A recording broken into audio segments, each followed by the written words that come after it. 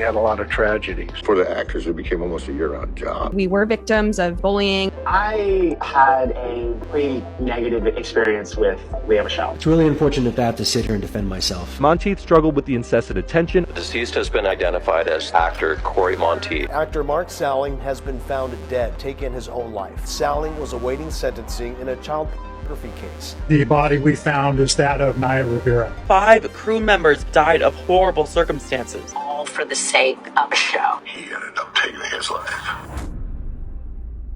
The show Glee has a scandalous reputation. From the start, this production was doomed. It was a massive hit and the actors couldn't keep up. Their relationships were strained and lead actors acted like bullies, while other castmates couldn't cope with the fame. This series has led to addiction, death, criminal charges, and has ruined lives. So let's get into it. We're going to be talking about the show Glee and all of the darkness surrounding this series, because some of the castmates have been involved in controversies and some have even died. So as we take this deep dive, I want to be super respectful of everyone's feelings about this show and the people who were on it.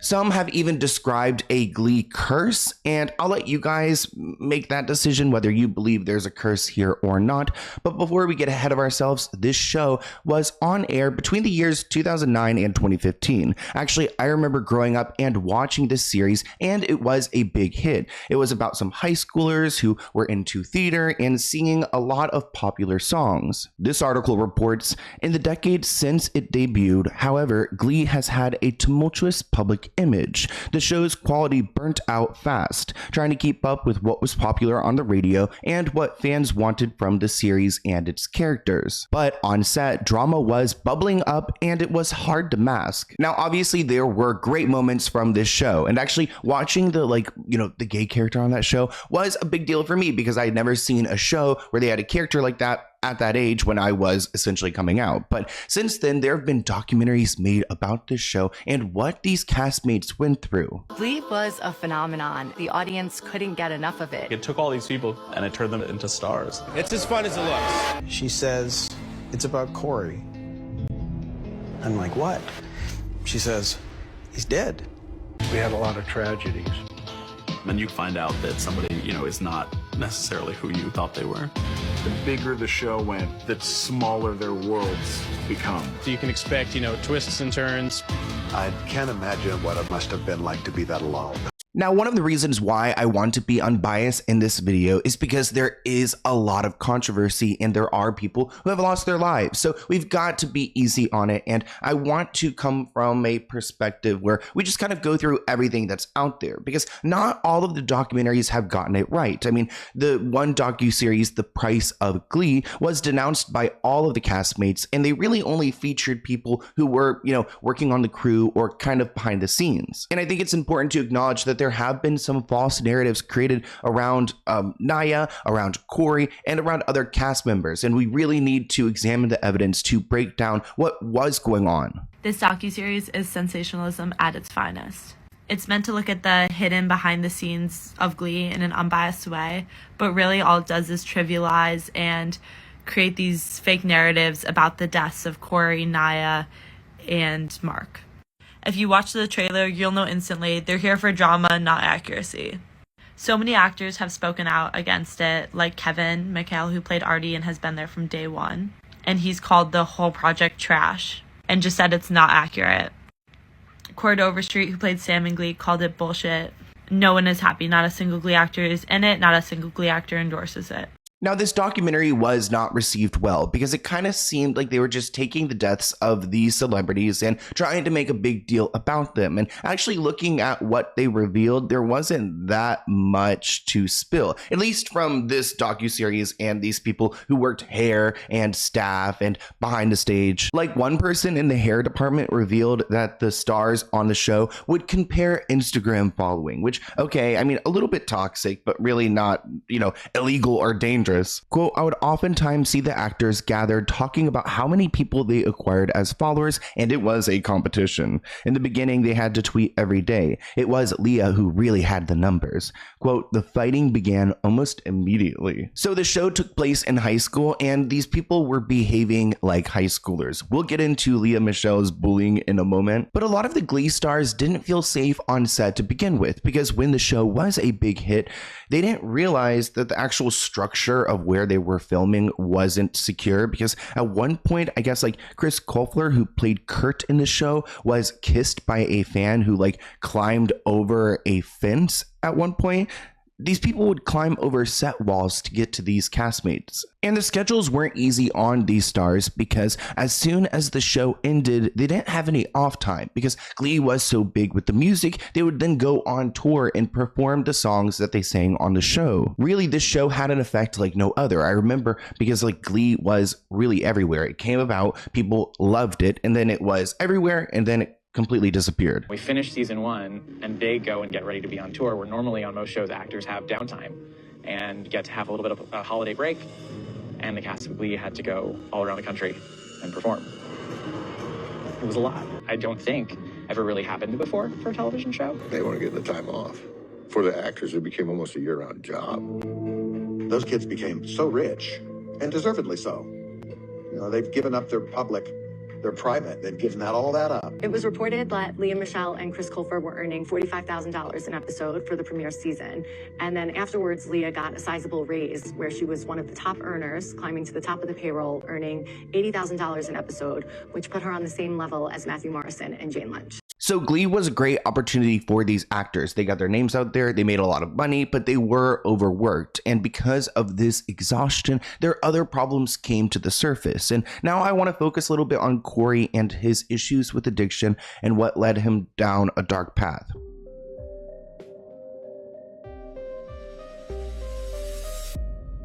This story makes me really sad, because Cory's struggles started in his teenage years and he found a way to hide it from the public. A source said, quote, when he got the part, he was supposed to be this good kid playing this role. He didn't want his past getting out.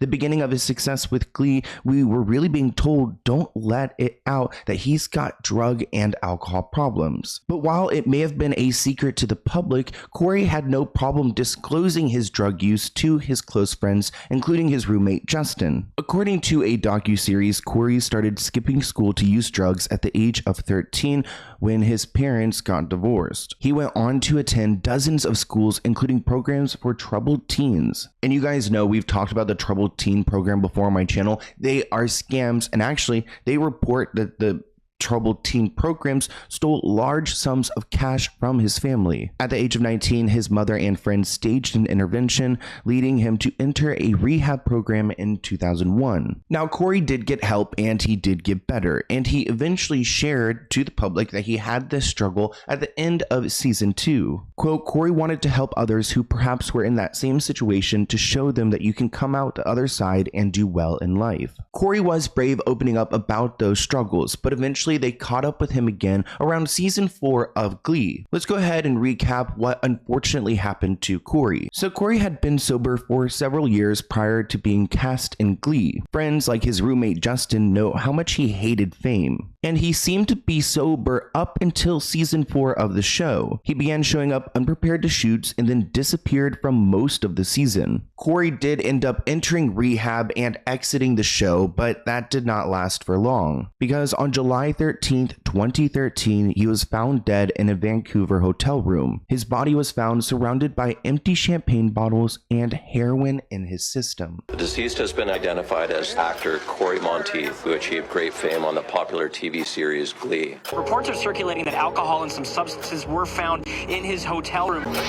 The cast had it harder than everybody. No one wanted anything else bad to happen.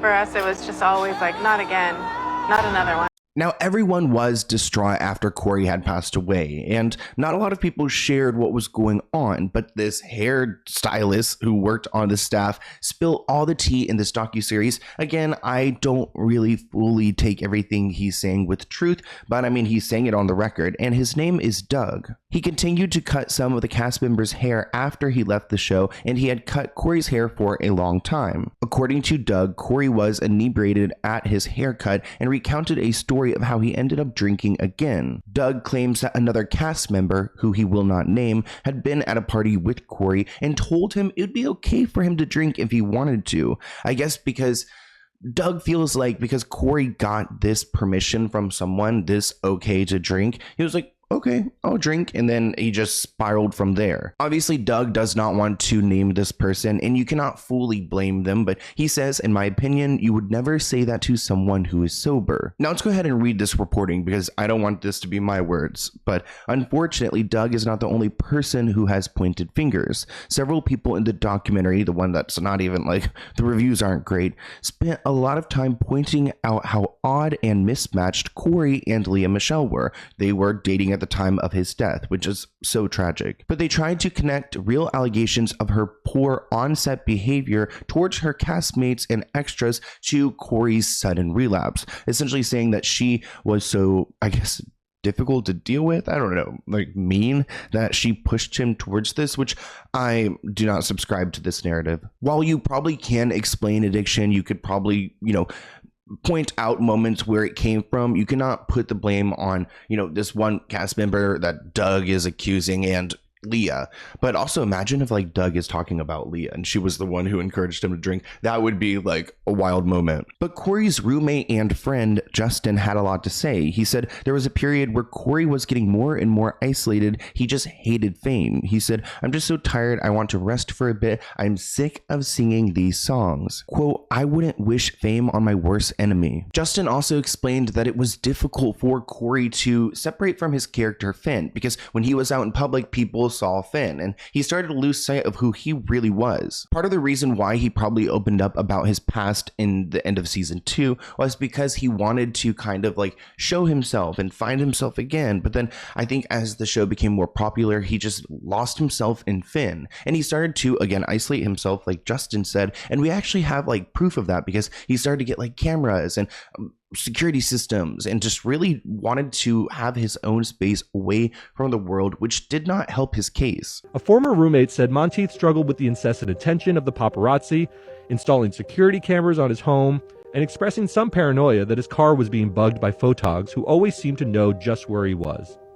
Although he enjoyed the many romantic dalliances that come with fame, Monteith and co-star Lea Michele began dating in early 2012, and the relationship seemed good for him.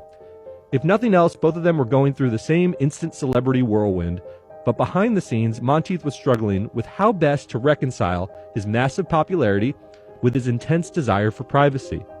Some of his old demons came back to haunt him, although Monteith assured his loved ones he had the substance issues under control. It's interesting talking about these celebrity couples on my channel. We see a lot get together for movies or TV shows, and this kind of happened with Cory and Lea. Like, I don't know if producers were involved, but they were pushed together and it helped the show. It gets them attention, it gets them headlines, and it also fulfills this like fantasy that the viewers have of watching them on screen and seeing it play out in real life. But a lot of people who worked on the show did not see them as a match. One guy, Garrett, said, I had friends who lived in New York and grew up with Lea, so I was aware of her reputation. She had a reputation for being a little bit difficult. I found that interesting that they ended up together. I was really, really surprised. Now let's switch gears. Rest in peace to Cory, but let's go ahead and talk about Mark.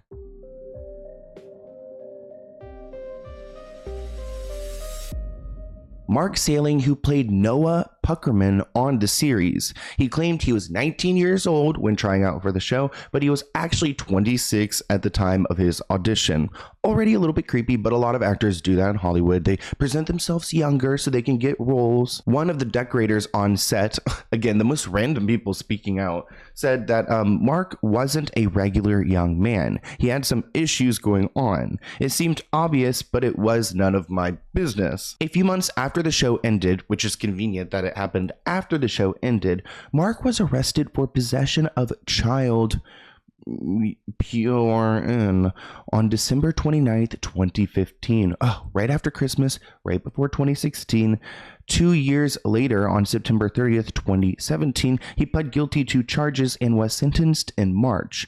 He actually ended up taking his own life January 2018 before being scheduled for a sentencing hearing, which That was so much to unpack right there. Just to give you guys a little bit more context, actually his ex-girlfriend is the one who knew about this content and tipped off police, which I think is like really weird too. Like if I was dating someone and I knew they had like inappropriate videos of children, I don't know if I'd want to date them any longer. I don't know if she found out and then they just like she went to police and they were broken up, or how long she knew of this, but it's weird. But that's not the first hiccup that Mark got into, because when the show kicked off in 2013, a Playboy model named Roxanne sued him, claiming that he physically hurt her. She alleges that Mark forced her on contraception when they hooked up in March 2011. But Mark fired back by suing his ex for trespassing, assault, and battery, alleging that she broke into his home, attacked him, and then vandalized his car. So Mark was struggling from the beginning. I mean, he was an off guy. He had mental health issues, clearly,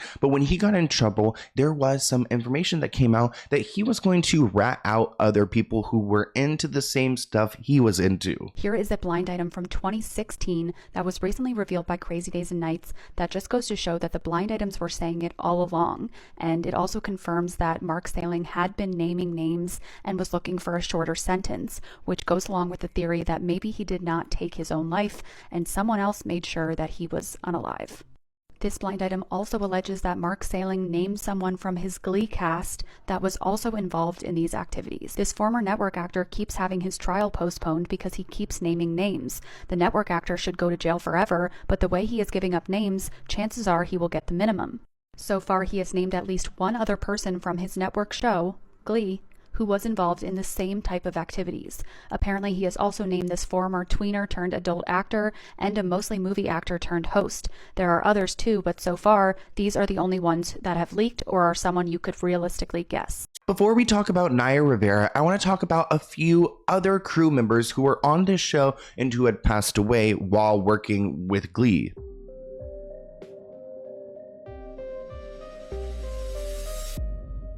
Someone named J.A. Byerly was a gaffer for the show for the first 5 seasons, and their brother revealed that they had taken their own life at the end of season 6. Supposedly, the brother revealed that he was overwhelmed by the show's demands, which is pretty intense. I mean, imagine working for a job that like pushed you to take your own life. Quote, on the rigging crew, you are constantly working daily. Most of our time cards are at 72 hours. We don't win the Oscars, we don't win the Emmys, but we're the ones who make it happen. He said the intenseness of the show, I think, got to my brother. The pace and the pressure that was put on you to deliver, I blame it on that show. Another employee, Jim Fuller, who was in charge of the second team and background actors, died after having a heart attack, while a production assistant, Nancy, also died by suicide. Oh my gosh, what is going on here? I didn't realize all these people were also like affected. They also noted the lead prop guy named Paul died while jogging after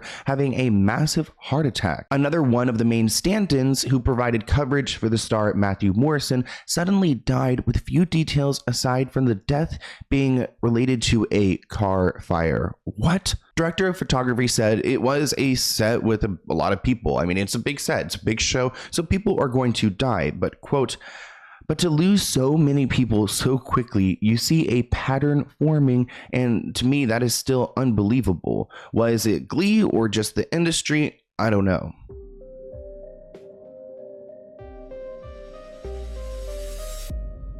Another castmate who we've talked about before on my channel is Naya Rivera, and I have to say I have all of the love and respect for Naya. We really don't know what happened there. I know a lot of people are still really affected, including her family, because she had gone out to a lake one day. She was with her son. She took a boat out, and then her body was gone, and then later found, and she was missing for some time. Her son was safe, and it was just really mysterious and bizarre. Not a lot of people saw it coming. I guess like she did call her father at one point, and that was the last person who had spoken to her, but it's still something that's really confusing to a lot of people, and her family's still looking for answers. No one suggests that there's any foul play involved in Naya's passing. There's just a lot of questions, and the water that she was in is very intense. So, you know, experts believe that that is the cause for her to have gone in and to drown. Another main character, Naya Rivera, died a hero after saving her son from a lake's current and not being able to get out herself, then drowning. The body we found is that of Naya Rivera. Looking at this photo worries me for the rest of the cast and makes you think. Adding to that suspicion, the documentary exposed that 5 crew members around the time they were working on the show died of horrible circumstances, including that Matthew Morrison's stand-in died in a suspicious car fire, while others died of heart attacks or unaliving themselves, potentially due to the pressure of the show. Some of their loved ones want to blame Glee for their family member's death because of the immense pressure on the crew of that show, and they say now they believe in curses. Culture of people who are tapped out and wiped out, all for the sake of a show. That Hank finally got to him, and he ended up taking his life. Some of it I blamed on that show. Now I want to talk about some controversies because Matthew Morrison found himself in some trouble after some accusations.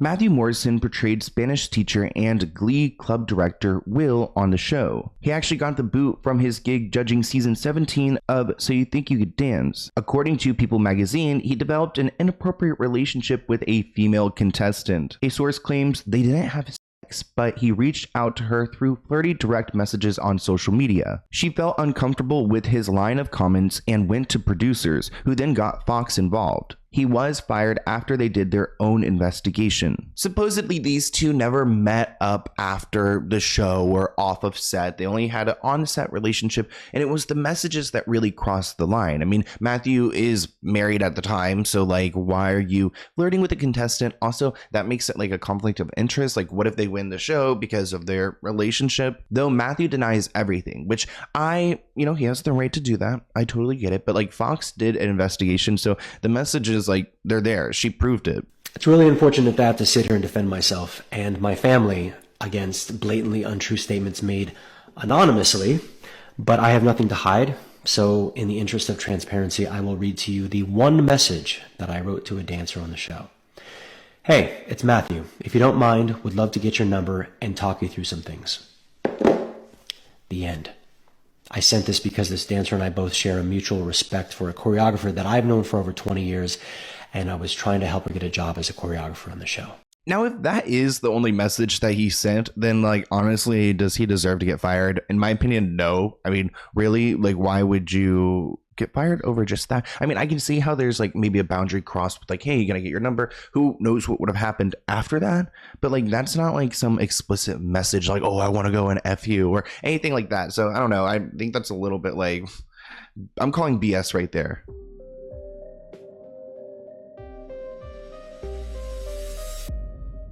But let's move on and talk about Melissa and Blake, because they were on the show for season 4 and 5. They played some club members in, the Glee club. They actually got engaged in mid-2013 and got married in 2015. But they separated in 2016 and divorced in 2017. Actually, in 2019, we learned why, because Melissa revealed that she was being abused by Blake. She didn't call him out by name at this point, but the timeline made sense. The following year, Blake released a statement which did not mention Melissa by name, but he did take responsibility for his actions. In July 2022, Blake was arrested and charged with a DUI after he failed to stop at a red light in LA. They had him do the sobriety test and, go through the whole spiel.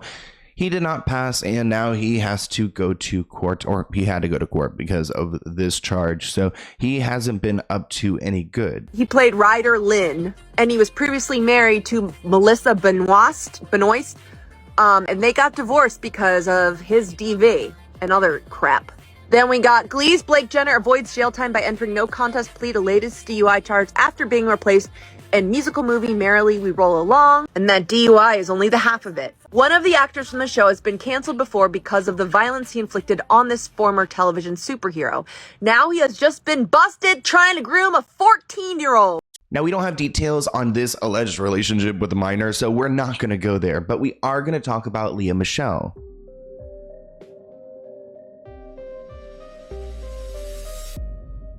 Now, one castmate named De Beer actually said that Lea Michele did not want him sitting at her lunch table and made it very clear to him, acting like a classic bully, which she's been accused of. We've talked about it in a long video on my channel if you want to go and check that out. He said that somebody on set came up to him and said, "Hey, can I talk to you for a minute?" And I was like, "Sure." And she goes, "Somebody specifically at the table doesn't want you sitting there." And I was like, "What?" And she was like, "I'm really sorry about that. It's not about you. It's just the person there doesn't feel like you belong with the rest of the group." And when he asked if Lea Michele was that person, the person who gave him this information nodded yes. He said, like, "Wow, I just got pulled because of my status on the show. I've never really experienced anything like that, even in a high school setting." I had a pretty negative experience with Lea Michele. So after we had filmed that scene, obviously there was lunch, and Aaron was like, "Yo, you should come by. All the cast members probably gonna sit down." I was like, "All right, cool." I was there maybe 10 minutes. And then I got pulled from somebody on set. And he was like, hey, Dobby, can I talk to you real quick? I was like, "Yeah, sure." So she goes, "Somebody specifically at the table doesn't want you sitting there." And I was like, "What?" So she's like, "I'm really sorry about that. Like, it's not you. It's just the person there just doesn't feel like you belong with the rest of the group." I was like, "Who said that?" She's like, and I took a guess. I said, "Lea?" She goes. Obviously, that story puts a bad taste in everyone's mouth because, like, who does she think she is to treat other people like that? To go and tell a producer to inform people that you don't want this person sitting at that table, and you are so high and mighty that you can just make that happen. That's why we have moments where Lea Michele presents at the Grammys and there's no one in the cast who is clapping for her. Actually, some people are rolling their eyes at seeing her up on stage. So she is not beloved by her fellow castmates because of how she behaves, which has been a theme throughout her career. Now, there are some people who have stayed silent on their feelings about Lea, like Chris Colfer, who said, "I don't want to get into this drama. I'm too old for it. I'd rather go home and be with my cat and my dog than start a war with someone," which I totally relate to. That's how I feel. But when it comes to Naya Rivera, there's something different here, which, again, rest in peace to Naya. But Lea actually addressed the rumor that there was tension between her and Naya while she was on the David Letterman show. Now, of course, Lea denies everything here because she's trying to avoid this narrative, this reputation that has been placed upon her. Actually, strike that. She has worked for this record because the amount of people who have exposed her bullying and how she's a mean girl, I mean, there's so many. We've talked about them in length before, so she earned that reputation. What are the stories about some sort of a fist fight on the set that you knocked somebody out? Really? You cold cocked Is that somebody? what they're saying? That's what I've heard. It's really unbelievable the amount of things that can just be completely made up, and it's really frustrating. So you know what I'm talking about then? I have. Because I just made it up. Oh, you did? You're lying. You're crazy. I am crazy. Well, what are we talking about exactly? I'm not saying anything. Don't say anything. No, don't say anything. Okay, just say this. If it did happen, did it happen or didn't it happen? No, absolutely It didn't happen. It was all made up. Yes, it's really aggravating that people will tell a story and then suddenly it's built into the foundation of your life. Well, I mean, honestly, it's just really frustrating. I think that the way that people like to pit like women against each other, not to get so serious, but it's really annoying and it's really sad. Lea can deny and pretend all she wants. I mean, she is an actress, but when it came to the 6th season, Naya started to appear a lot less. She wanted to just be like a guest star on the show. And a lot of people said that Naya was fired because she was feuding with Lea. Quote, "They're always icy to each other. Naya," this is, alleged, I don't know, this is not my opinion. Quote, "Naya is jealous that Lea is the show's main star. There's a lot of sighing and eye rolling between them. They also talk behind each other's backs a lot." Naya addressed their relationship in her 2016 memoir, writing that "Lea and I were like two sides of the same battery, and that sums us up. We're both strong-willed and competitive, not just with each other, but with everyone, and that's not a good mixture." I was wondering if you ever spoke with Lea Michele after you liked her engagement ring post on Instagram, and what's your current relationship like with her? I did not speak to her, but I mean, everyone sees Instagram, right? So that was kind of like a white flag, right? I don't think there was like any beef. Oh, there wasn't? No. Oh, good. Yeah. Okay. It's a good ring. Okay, good. Now, Naya can say there's no beef, and I'm sure there's no beef anymore, but there is something back in the day. I mean, maybe it's not beef, maybe it's something else. I mean, in her book, she wrote that at one point, Lea threatened to call SAG because of unsafe working conditions on set. It also seems like she's talking about Lea in one instance where she didn't name a cast member, but she said that this cast member threw a fit and locked herself in her trailer having a temper tantrum. But it wasn't just Naya that Lea rubbed wrong. An actress named Samantha, who played Jane on the show, actually went to Twitter to accuse Lea Michele of making her time on Glee a living hell. She said Lea made abusive, racially charged comments about her and committed other traumatic microaggressions. She actually said that Lea's behavior led Samantha to quitting Hollywood. And if you guys remember when this happened, it kicked off a huge wave of people sharing their experiences with Lea. Heather Morris, who starred alongside Lea for all 6 seasons as Brittany Pierce, said that Lea was unpleasant to work with. For Lea to treat others with the disrespect that she did for as long as she did, I believe she should be called out. Another actress, Monica, who was cast to play a Lea lookalike at a 2009 Glee party, claimed that Lea called her ugly to her face. Which is so funny because this person was casted to look like you, and you're now telling them that they're ugly? Craig Ramsey, who played in a Broadway show with Lea, called her a despicable, horrible human being who has lost touch with reality. He added that the entitlement just took over her body after she left Broadway to go on Glee. Lea eventually issued an extremely tone-deaf and poorly worded public apology in which she failed to take responsibility for her actions or to even apologize. So one of y'all sent me a screenshot of this excerpt of Lea Michele talking about the bullying accusations on the set of Glee in Variety. I have an edge to me. I work really hard. I leave no room for mistakes. That love of perfectionism or that pressure of perfectionism left me with a lot of blind spots. You being racist was a blind spot? Really? I've been saying PR has been dead for like the last 3 years. This is another indication of this. So she's just claiming she's like an edgy person, which I don't like those edges. I mean, that's a little bit too much. In March 2020, on an episode of a podcast, Dating Straight, Jenna and Kevin, who played Tina and Artie in the show, respectively got real over some drama behind the scenes. In a clip from the interview that has gone viral on TikTok, Jenna and Kevin laugh when asked to shade the show that made them famous. When was the moment that you decided to hate Glee? When you realized you hated this show. I never hated it. Sure. I didn't. I was joking. No, some people did. No, some people hate it. I was the last one to break. I will say that out of the cast. I was the last one to lose it. I held out as long as I could. Another medley, I'm going to lose it. No, it was What the Fox Say was the boiling point. Yeah. Oh, Season 5 was really rough for us. That show was pretty tone deaf. Yeah. Okay. Oh, yeah, absolutely. Yeah, like, if you watch it now, you will be shocked. Okay, well let me tell you what I watched this morning. And it was a compilation of Mr. Shu being creepy for 4 minutes and 45 seconds straight. And it's creepy. So it seems like a lot of people resent the show. I mean, everyone besides Lea, and especially Heather. I mean, she's gone on to share in a podcast about her experience with Lea and working on the show. Keep in mind, she was very outspoken on Twitter and she worked very closely with Lea. So she has a lot of personal experience. I remember getting so much shade because people were like, this is so fucking cryptic. Like, why don't you just go out and say it? And I'm like, guys, she's pregnant and all this stuff is going around and it's true. And I don't know if maybe we were victims of bullying and that's a typical victim thing to do is to blame yourself, which is people were saying. But it also is very true. And the only person who was honest about it was Naya.